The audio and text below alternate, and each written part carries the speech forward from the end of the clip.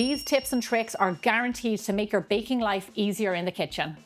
Now here is something that I've learned over the years of bigger, bolder baking is not overmixing your pancake batter. And a way I came up with, I have to say I'm very proud of myself for doing this, we are going to spell out the word pancake. And it kind of keeps me only stirring it to around like 8 times or so. It can be very tempting to do more, and sometimes I do, I'll admit that. And then the last thing we're going to do is just add in our melted butter. You always add it in at the end like this because it combines so much better. If you add that into the wet ingredients, it will set on the cold milk and you'll end up with lumps of butter, and we don't want that. We want it all the way throughout our batter. So now I will admit, even though I have 20+ years experience as a pastry chef, I always found it tricky to make pie crust look really nice. And then I learned this trick about, rather than using a knife to go around and trim, use a scissors so you get a smooth, rounded edge. Give yourself some overhang, like the way we always do with any pie crust. Enough space to crimp and do any embellishment you want. But a scissors gives you a clean cut and a more uniformed look, which is kind of tricky when working with pastry sometimes. So when crimping pastry, I like to keep it really simple but get the best results. So my secret weapon is the end of a little spoon. Watch this. I just simply push it in and get this lovely uniform look that made it look like I used a special fancy tool. Just go all the way around, creating consistency. I'm going to go back around and give it another little trim. Tidy up any rough edges. There you have it. Works every time. And we do a step now called Autolyse. And Autolyse is basically mixing and letting your dough rest. During this resting time, we're going to do it for 20 minutes only.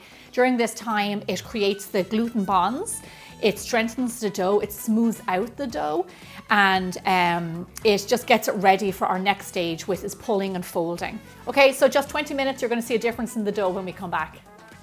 So it's been 20 minutes. Let's have a look at our dough.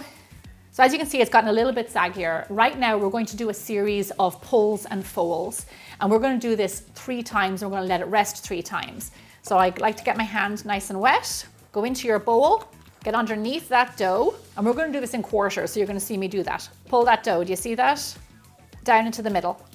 Other side, other quarter I should say, down to the middle. Give it a good stretch. What we're doing here now is strengthening the dough. High as you can, down to the dough. Our last quarter, up and into the dough. So I didn't hear about autolysing until I started doing sourdoughs and high hydration doughs. And it's really a fantastic, simpler method than putting a dough on your machine. You still capture a lot of air. You are strengthening the dough with each pull. It's also just faster, and it gives you better results than on the machine, in my opinion. What do coffee filters and cake baking have in common? Turns out a whole lot. So as bakers, there's definitely been a time we've all been in the kitchen making a cake and we've run out of parchment paper, but it's too late. But here is something that you can reach for instead. Coffee filters. They are the perfect size, 8 inches. They are food safe and they will peel right off your cakes. Watch this. All you need to do is butter your pan and lay in your coffee filter. It is cut to exactly the size of an 8-inch pan. This is what you end up with, and it took seconds. Crème pâtissière, or also known as crème pâte when you work in kitchens, is a thickened custard. And that's why it works great for like filling tarts and eclairs. The cornstarch here is going to help thicken our mixture. Now, traditionally in recipes, you will see the use of flour, and I've done that too. So I personally prefer corn flour because it's gluten-free, number one, and I think it dissolves better and you can't taste it or feel it in the finished product. You end up with a lovely smooth crème pâtissière. I find that flour, I can feel it. I think it kind of makes it a bit grainy, and it's just not my choice. So I like to do it this way. So now usually in recipes you'll often see for pies that have like a big filling is to blind bake the pie crust. And I have to say I have no patience for blind baking. However, I do know an amazing trick that I learned over 20 years ago in culinary school, how you can skip that step and much easier. Follow me.